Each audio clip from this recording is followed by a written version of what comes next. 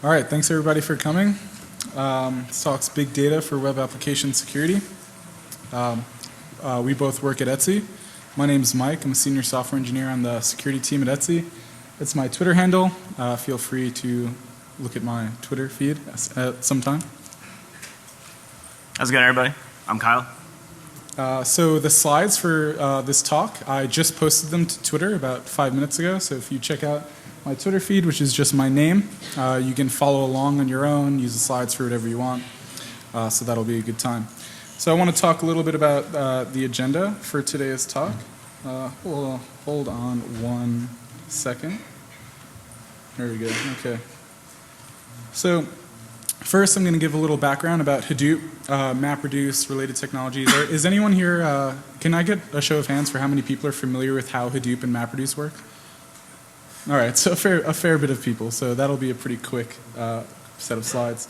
After we establish what the technologies are and how they work, we're going to speak a little bit about Etsy's specific workflow. And specific key things to keep in mind when you're designing your, when you're deploying your own security mechanisms in your own data infrastructure. And then we're going to talk a little bit about the fundamental classes of web application security mechanisms. And we're going to talk about which of them can fundamentally be done in Hadoop, which of them can't fundamentally be done in Hadoop, right? The way Hadoop works, there's specific technology patterns that just don't work. So we'll talk a little bit about that, where you can start. Once we establish that, we're going to talk a little bit about some real applicable examples that we use at Etsy, ways that we've leveraged Hadoop to create security mechanisms, and hopefully those will be applicable for you and you'll be able to implement similar things. So to start off, we're going to talk a little bit about MapReduce briefly. So the idea with MapReduce is over time, disk capacity has grown rather exponentially. So like in 1998, we can store a little bit of data on drives. Now we can store a ton of data on drives. Unfortunately, over time, even though disk capacity has grown rather significantly, the rate at which that we can read data from drives hasn't grown nearly as quickly. So we can store all this data on drives now, but the rate at which we can read it off the drive hasn't really increased substantially enough for us to make good use of that. So the idea is, let's say you have a terabyte of information and it takes n seconds to read it off of a hard drive. If you take that data and split it across 10 hard drives and read it concurrently at the same time, you can read it 10 times faster. It's a linearly scalable programming model. So the more disks you add, the faster you can read all this data. And since that's not that performant, to take 1 terabyte and split it across 10 1 terabyte drives, now you can store 10 different sections. You can split them across the array of disks, and it's a good time. So that sounds great. That's really cool. So Hadoop is really great for ad hoc whole data set analysis, and it's, like I said, linearly scalable. The more, if you need your analysis to be 2 times faster, you add 2 times, you add UW nodes. So it scales really easily, not that difficult. Cascading, I want to talk, is anyone familiar with cascading? Cool, so not that many people. Cascading is a framework that's built on top of Hadoop that allows for really simple development of robust data analytics jobs and queries. So so previously, to write a Hadoop job, you had to do MapReduce. So you had to write a mapper that would map it across all of your worker nodes, and then you had to write a reducer that would take the results and reduce them all together and get your results. Well, that's difficult. That's kind of tedious. It's not that fun. So cascading allows you to do kind of data flow and gets rid of all that. So it allows you to do really complex workflows, or previously complex workflows, in much less lines of code. And there's way fewer barriers to entry. So it's really fun, really cool. So I'm going to hand it over to Kyle real quick, and he's going to talk about kind of Etsy's workflow and the things we do at Etsy. Cool, thank you, Mike. So I'm going to talk about Etsy's workflow and how we use Hadoop basically to write our big data jobs. I first need to give a shout out to the awesome data team at Etsy. Me and Mike are security guys. We don't have time to set up and maintain a Hadoop cluster. So fortunately for us, we have a data team at Etsy. They set up, maintain the Hadoop cluster. They write jobs. They help out our business analysts. They can come to them. They'll give them help on writing jobs, making sure to get good results from them. and this is really important. Hopefully you have some data analysts at your company, someone that's like the Hadoop guy, maybe a data analyst that writes Hadoop jobs for you. It's important to become friends with these people, know them well, know their names, take them out for lunch, and that makes this whole process really simple and a lot quicker for you. So what this means for Etsy is we have a really quick 5-step process to write jobs and get really good output from them. It's important to make anything like this really quick and easy and repeatable. Otherwise, it's going to be a real hassle to make any sort of security mechanism happen. So the 5 steps at Etsy, real quick. You write a job. It's really simple. We're using cascading. The jobs are super small, not a lot of lines of codes. Run the job. At Etsy, we actually have a dev and production Hadoop cluster. So what this means for us is that we can run the job quickly on dev, verify that the job output is good, and then run it on prod. Step 4, commit it to our source control system. And then last but not least, schedule your job. And then you get regular data at regular intervals, super awesome. Oops. Everyone's happy. So what this means is if you don't have a simple way to go from idea to results, it's just not going to happen. You're just not going to get meaningful data. You're not going to want to do this. It's going to be a real hassle. So now everyone's happy. The team's happy. I'm going to turn it back over to Mike to talk about security mechanisms. Cool. Thanks, Cal. So first, if you've read the abstract, you might have seen this kind of sentence before, but basically this is like the main thesis of the presentation. This is it, right? It's difficult, if not impossible, to gain insight into the security posture of your application if you don't have a thorough understanding of your application and the events that take place within your application's ecosystem and environment, right? Like the security posture of your application is directly proportional to how much you know about your application. So in practice, there are 3 general types of security mechanisms in a typical web application environment, and that's reactive security mechanisms, proactive security mechanisms, and incident response security practices. So I'm going to go through each of those 3, kind of explain what they are, and once we have a thorough understanding of what the vernacular and the vocabulary is, we can talk about which of them are really easy to do in Hadoop, which of them are really good to do in Hadoop, and which of them are just fundamentally not able to be done in Hadoop. So the first one I want to talk about is reactive security. So basically, reactive security mechanisms usually consist of real-time event monitoring and alerting. These are security mechanisms that These security mechanisms focus on events that trigger immediate responses based on regular information querying.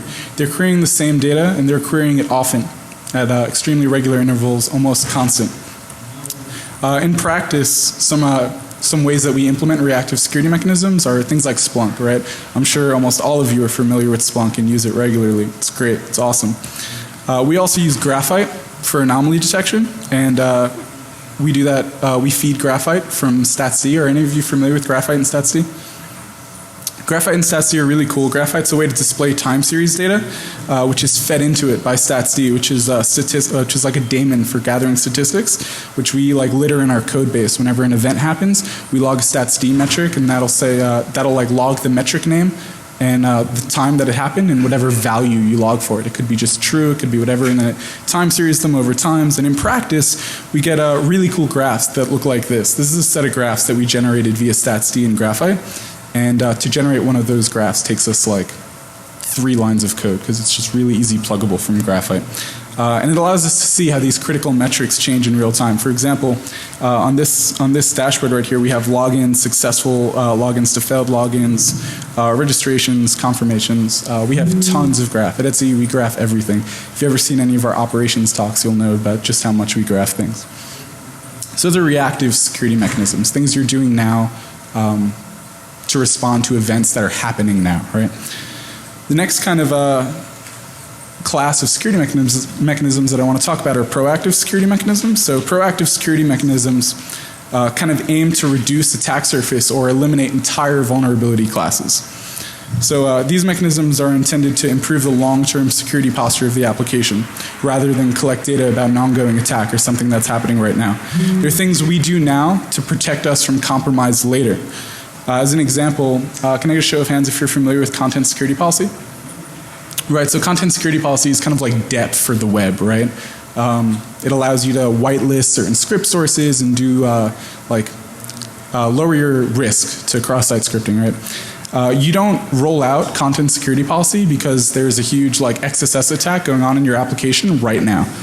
It's a proactive security mechanism. You're doing it now to protect yourself later. Another thing is like full site SSL, right? Really cool screenshot of SSL. So you don't roll out SSL because you don't roll out full site SSL because you're getting man in the middle right now, some of your users in a coffee shop or something, right? You roll this out to be proactive, right? There are things you're doing as security professionals to proactively protect users within your application. Those are proactive security mechanisms. And the final general class is incident response. So web application incident response is something that we do pretty often in practice. It's not limited to when we get owned or when a full-blown compromise occurs. We often need to investigate a threat that's recently targeted organizations that are similar to our own, or if God forbid this never happens, but if a new PHP vulnerability comes out, right, we need to make sure that it hasn't been actively exploited on our system, stuff like that. So incident response is actually something that we do pretty often. And if you fundamentally think about what incident response actually is, it's ad hoc analysis of a large data set in response to a specific event or incident. Now, since the parameters of an incident are never going to be the same, they're always going to be different, you're not going to run the exact same analysis more than once. But it needs to be fast, it needs to be repeatable, and often they stay kind of similar. And we'll show examples of that in the case studies section of the talk. But basically, if we look at those security mechanism classes, those fundamental classes of web application security mechanisms, there are 4 basic ways that we can use Hadoop within a web application security environment. So reactive security mechanisms can't really be easily implemented in Hadoop. Hadoop is fast, that's the main point of Hadoop, right? But the main benefit of using Hadoop and other large data analysis infrastructure is to churn through extremely large quantities of data. For reactive security mechanisms, we want to get as close as possible to real-time results. It wouldn't be efficient or rational to run this kind of analysis on our Hadoop cluster or on any large data computing where you want whole data set analysis. It's not really a good solution for that. However, you can gather the initial data gathering for reactive security mechanisms, the predictive forecasting that you can do to create your reactive security mechanism is perfect for Hadoop. We'll get to some examples of that in a few slides. Now, so although reactive security mechanisms aren't performed on our cluster, the initial data gathering step is perfectly suited for Hadoop. Similarly, creating proactive security mechanisms, we can use predictive analysis and forecasting in Hadoop to weigh the value of our proactive security mechanisms. However, unlike reactive security mechanisms, we can use Hadoop to directly create proactive security mechanisms. The key difference here is that reactive security mechanisms are time sensitive. If you're getting attacked or if something is going on, something that you need to react to, a security mechanism is triggered and that requires a reaction, you need to react to that in real time. You need to know about that in real time because users are being affected right now. With proactive security mechanisms, oftentimes if you're going to proactively protect users, it's not imperative that you're woken up at 7:30 in the morning on a Saturday to go handle that, right? So your proactive security mechanism, since you can't really trust that you're going to get results from Hadoop at the same time all the time, you can implement proactive security mechanisms in Hadoop. It's really great. And like I said a few slides ago, incident response is ad hoc analysis of a large data set that's driven by an event or a specific incident. We're not going to do it more than once, but it needs to be repeatable. It needs to be easy and it needs to be really fast. Given all of these conditions, this is pretty much like a textbook use case for Hadoop. And we utilize it for this purpose almost constantly. So I'm going to hand it over to Kyle now, and he's going to talk about a few general ways in which we have used Hadoop to create security mechanisms at Etsy, and hopefully they're applicable for all of you as well.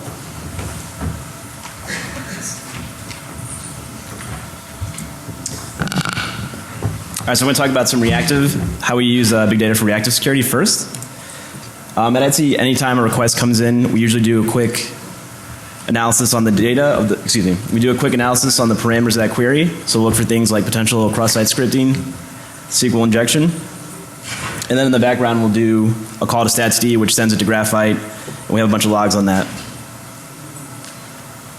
Based on that, we can set up an alert that will tell us if there's any anomalies in the data. And then we can use things like the whole winners algorithm that does some exponential smoothing on our data to make sure that we don't get alerted every time there's a spike. For example, only when there's a spike relative to the average volume of that metric. So right here is a good way of how we created a reactive security mechanism. However, this one isn't in Hadoop. Another great example for a reactive security mechanism is save Splunk searches or Splunk alerts. Excuse me, Splunk alerts. This is an example of a alert we have on a high number of password resets from a single IP. There's nothing really fancy about this. It's a pretty basic search, but what's important to look at right here is this little number. That is the threshold for that search. Now, where big data comes in for this one is we can use analytics to find that threshold. So if we went back to the previous slide, the number in there was 10. Why isn't it 5? Why isn't it 15? Where do we get that number from?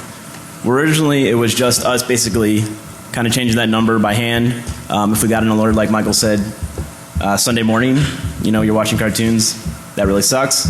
So you go back into Splunk, you change the number. But we can do a lot better than that. So we can write a big data job that crunches through all the password resets over a year, 2 years, high volume of data, and give us a better average number of password resets that we can use for a threshold in that search. So while we can't use Hadoop to make so I can't use Hadoop to make the mechanism directly, we can use it to help out us to create the actual mechanism itself. Now for proactive security, this is a really good one. At Etsy, our goal was to turn on full site SSL for all our sellers. Now you're probably wondering, all right, full site SSL, that's a security no-brainer. Well, it's not so simple. Like a lot of companies, Etsy's SSL connections are terminated at the load balancer, and back when we were doing this project, our load balancer actually had a limited number of concurrent SSL connections. So what does that mean? That means if we just turned on full site SSL overnight, flip the switch, if we hit that connection limit, we're dropping connections, we're losing money. It's bad for our sellers, it's bad for us, it's bad for everyone. So what do? Well, we need to know how much traffic on our site is actually SSL, how much of that SSL traffic is sellers, how much of it is buyers. What are the sellers doing on our site? What are the buyers doing? Where does it separate out? So what we did was we wrote a Hadoop job, actually a cascading job, to look at all our traffic on Etsy, separate it out between buyers, sellers, SSL, non-SSL, and look at the numbers. And what we found out is if we actually turned on full site SSL for all of our sellers, concurrent connections per minute divided by the traffic we had for sellers, say we turned on all those non-SSL connections to SSL, bam, we realized we can do this, we can make it happen. This is actually the job we did to do that. You can kind of see it. It looks at our access logs, kind of breaks up between seller, non-seller, SSL, not SSL. It's actually doing a lot. It's maybe a dozen lines of code. Like I said, this is big thanks to our data team, and like Mike was talking about earlier, cascading. This makes it really like stupid, simple, easy to write a big data job, get meaningful results. It's really great. It's super awesome on this. So we rolled that out, and our sellers were happy. Proactive security, big win for everybody. Super awesome. The last security mechanism that Michael was talking about was incident response. And this one's pretty simple. Like he said, you're looking for simple patterns, URL patterns, IP addresses. If you find out a certain URL parameter in your application was target of an attack, you know, a month or two ago, a week ago, big data is perfect for this. You don't want to go grepping through terabytes of logs. You might have 100, 200 web servers. It gets really sloppy really quick. So what you can do is you can write a job in Hadoop, just go through your access logs, look for that URL pattern, find out if it's been accessed, get some data. Yeah, and it's important to note that you're all like, most security, as the last gentleman that was up here said, most security professionals aren't professional developers. They're not, like MapReduce and Hadoop aren't technologies and frameworks that they're used to working with. And using cascading and using like a mature data workflow, writing some MapReduce jobs is as simple as a dozen lines of Ruby. I'm sure several of you have written, you can write them in Python, Ruby, Scala, several languages that you can write them in. It's really easy, it's really simple. Right, so that means if your team, not obviously all engineers, you have everyone from the CSO to the lower level security guys writing these jobs, getting some cool results. And that's it, everyone, so thank you.